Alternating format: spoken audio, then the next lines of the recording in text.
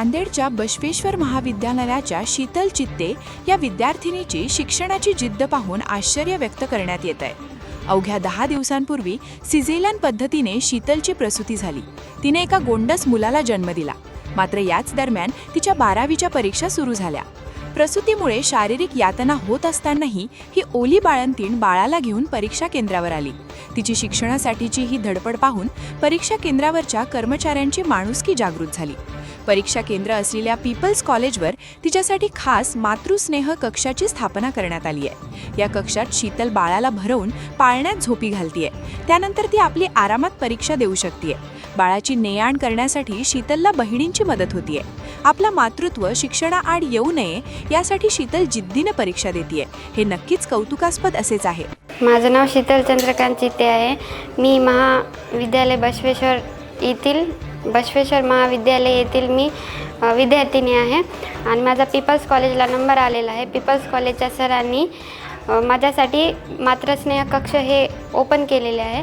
त्या कक्षामध्ये माझ्या बाळासाठी एक झुला ॲडजस्टमेंटसाठी आणून दिलेला आहे आणि तिथं माझी सिस्टर असते की बाळाला देखभाल वगैरे करणे आणि माझ्यासाठी एक हॉल आहे।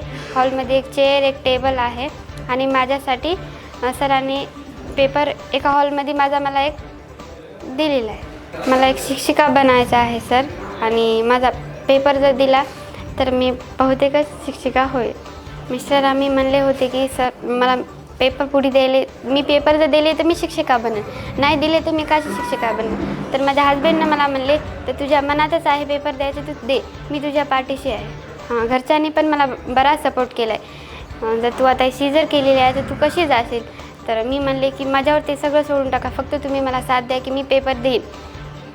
तर ते म्हणले हो। आपण आपल्या मनात जर धैर्य ठेवलं आपण हे करणार। नांदेड जिल्ह्यामध्ये या ठिकाणी कॉपीमुक्त आणि भयमुक्त परीक्षा या ठिकाणी चालू आहेत। सन्माननीय नांदेड जिल्ह्याचे जिल्हाधिकारी राहुल कर्डेले सर यांच्या नेतृत्वामध्ये कॉपीमुक्त आणि भयमुक्त परीक्षा चालू असताना आपण विविध माध्यमांमध्ये परीक्षाचं एक दडपण विद्यार्थ्यांवर झालेलं होतं, पण त्यातून एक वेगळी कल्पना आम्हाला या ठिकाणी सुचली। राहुल कर्डेले सर, कवले मॅडम, त्याचबरोबर माध्यमिकचे शिक्षण अधिकारी माधव सलगर सर यांच्या मार्गदर्शनाखाली आणि सगळ्यात महत्त्वाचं म्हणजे ज्यांचं नेहमी आम्हाला मार्गदर्शन येतं असे लातूर बोर्डाचे अध्यक्ष सन्माननीय सुधाकर तेलंग साहेब यांच्या मार्गदर्शनातून आम्ही आमच्या सेंटर पीपल्स कॉलेज नांदेड 104वर या ठिकाणी 4 दिवसाचं पहिलं बाळ असलेली आई परीक्षेसाठी आलेले आम्हाला समजलं आणि त्यावेळेला तिच्यासाठी आपण वेगळं काहीतरी केलं पाहिजे, कारण 2 सत्रामध्ये तिचा पेपर या ठिकाणी चालू आहे। पहिलं सत्र साधारणपणे 10:30 ते 2पर्यंत चालतं आणि दुसरं सत्र 2:30 ते साधारणपणे 6पर्यंत चालतं। अशा सत्रामध्ये तिच्या बाळ बाहेर उन्हाच्या तडक्यामध्ये आजारी पडू नये, बिमार पडू नये आणि त्याची चिंता तिला वाटू नये यासाठी शीतल चित्ते ही माता, ही विद्यार्थिनी आमच्या 104 पीपल्स कॉलेज या केंद्रावर या ठिकाणी होती।